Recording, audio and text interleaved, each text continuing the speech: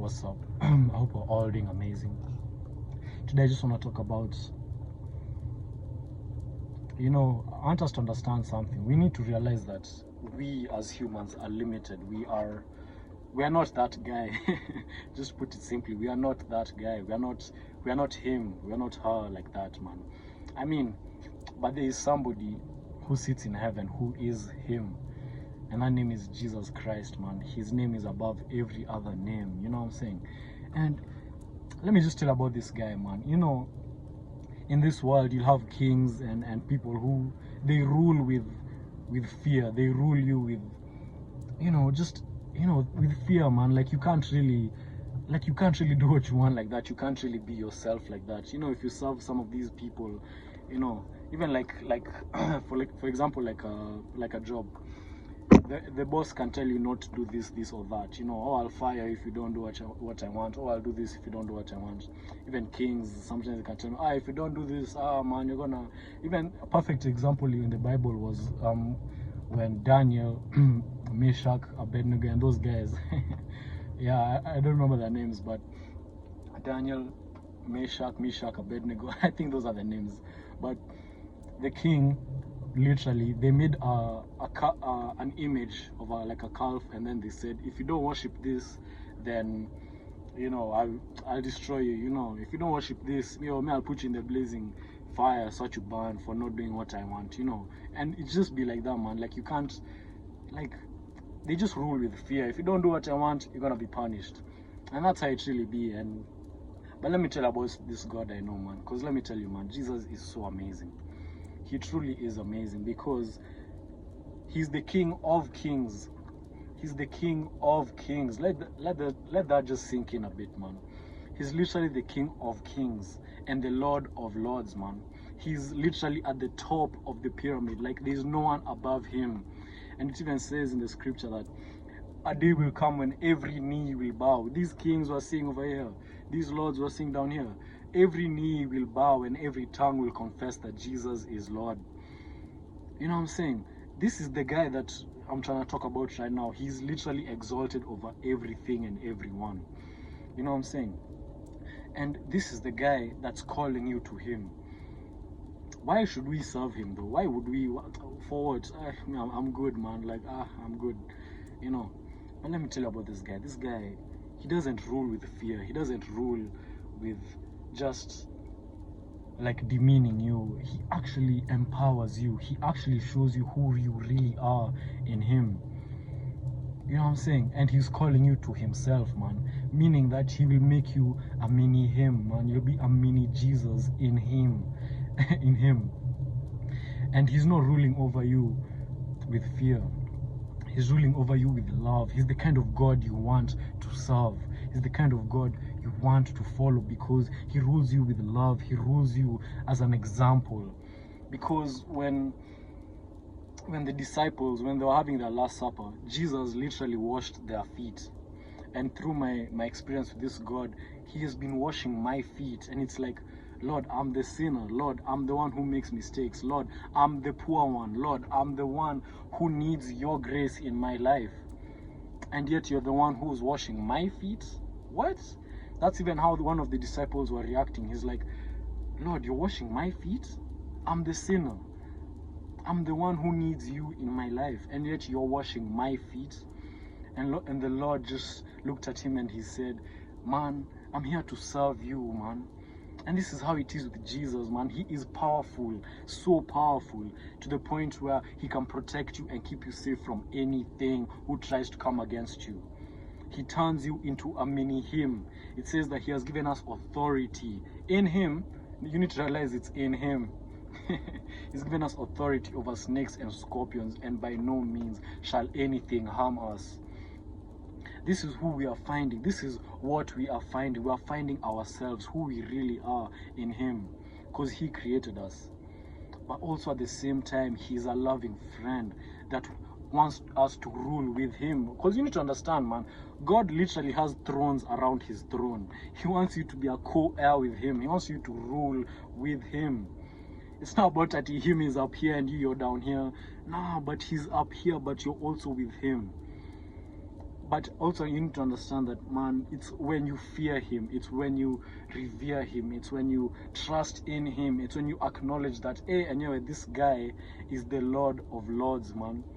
He is the beginning and the end.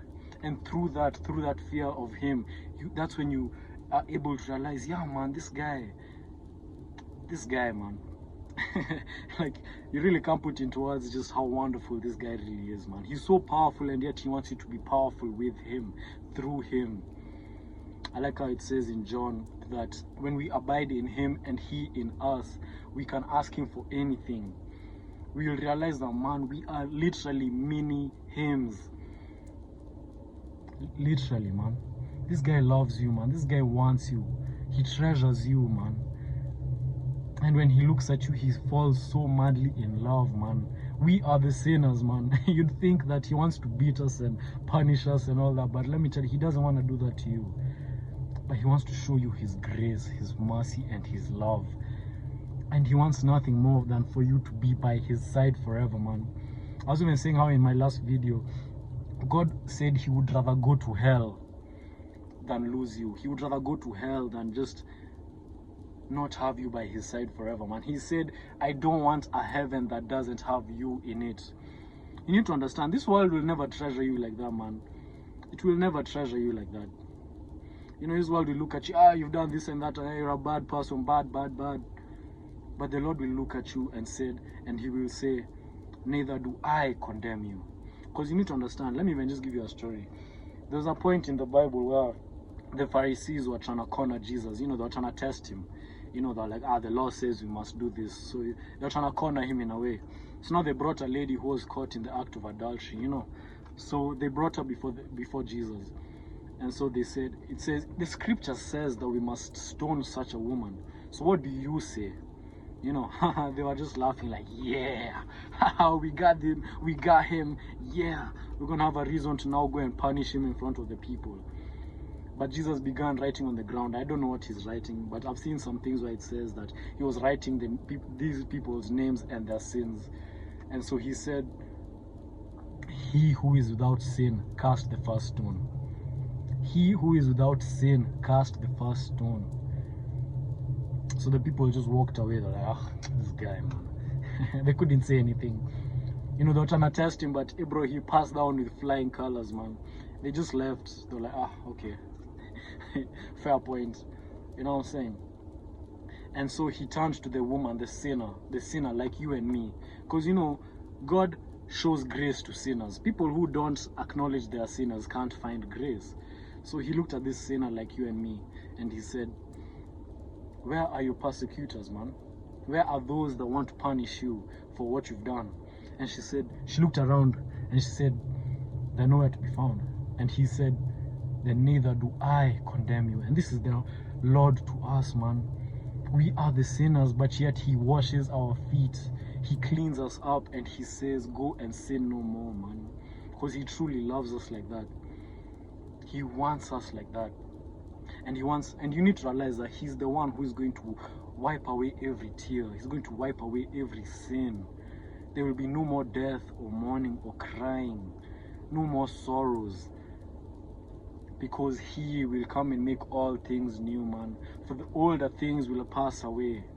The former things have passed away. And now something new is beginning. And is already here. You just need to have eyes of faith and walk in the Spirit to see that, anyway, God is doing something. You can't see it when you're just deep in sin and all that. When you don't have God, you're not walking with God, you don't care about God. You can't see that, man. But when you walk with God, that's why it says, abide in me and as I abide in you. And everything will be revealed, man. That's the thing. Because he's calling you to sit close to him. He's calling you to sit in heavenly places with him. And he will wash your feet, man. And I like how he said that we are not servants of him. If you choose Jesus, he will say, we are not his servants. For servants don't know what the master is doing. But he calls us friends. He calls us family. Because he has revealed all things to us, man. I mean, there's still things he's not yet revealed, because now that's for when we get to heaven and all that. If you choose Jesus and you want Jesus, he will reveal all the new things that he has for you, because there are new things that are coming for us, man. For those who choose Christ. You're not being condemned. You're not being called to condemnation. You're not being called to persecution. You're not being called to a God who's going to punish you and beat you and just cast you away for the sins you've committed. But he's a God who washes your feet, who cleans you and says, you're my friend, you're my family. Me, I don't know about you, but me, I know that's the king I want to serve for all eternity. A king who has a throne for me close to his and says that you are mine, and says that you are, you know, God is not calling us to be standoffish and far away, but he's calling us to be closer than a brother. I mean, sorry, he's calling us because he wants to be closer than a brother. He's calling us because he wants to be so close to you. He wants you to know that he is there for you and that he will never leave you or forsake you. I don't know about you, man, but this is something that's just amazing, man. You're never finding this anywhere else on this earth. And don't even get me started about the love he has poured out for us by dying on the cross for you and me. That's the king I want to serve. A king that is willing to lay it all down just to save me. Because that's exactly what he did. He laid it all down. He said, I would rather go through hell. And he said, I would rather go through hell on top of hell just to save you. Imagine that, man. This is the creator of the universe. This is how his posture is towards you. I don't know why anyone would ever want to reject this, man. Because when you choose him, your life doesn't end here. Actually, your life begins here. Your life begins here. This is just an appetizer for what is to come. And Jesus is saying, I have prepared a place for you in my heavenly kingdom. And if I was not preparing a place for you, then I would have not said so. But because I am preparing a place for you, a day will come when I will call you back to myself, and you will be with me and I with you forever and ever. This is God towards you, man. How can you reject this? For what? For this world that doesn't care about you, that will abandon you. The first moment you need it, it will abandon you. And that's a promise. Bro, you go see for yourself. Go see for yourself. The moment you'll need this world, it won't be there for you like that. And if it's there for you, it will not satisfy you. It will just give you fleeting things that will perish and pass away. But the Lord is calling you to something that will never ever perish or pass away. And it's not like he's calling you to be far away in his kingdom, but he's calling you to be close to him. So close that he's literally preparing a place for you. And and to secure this place for you, he died for you. He loves you like that, man. And this is not something you'll ever have to throw away. So choose wisely.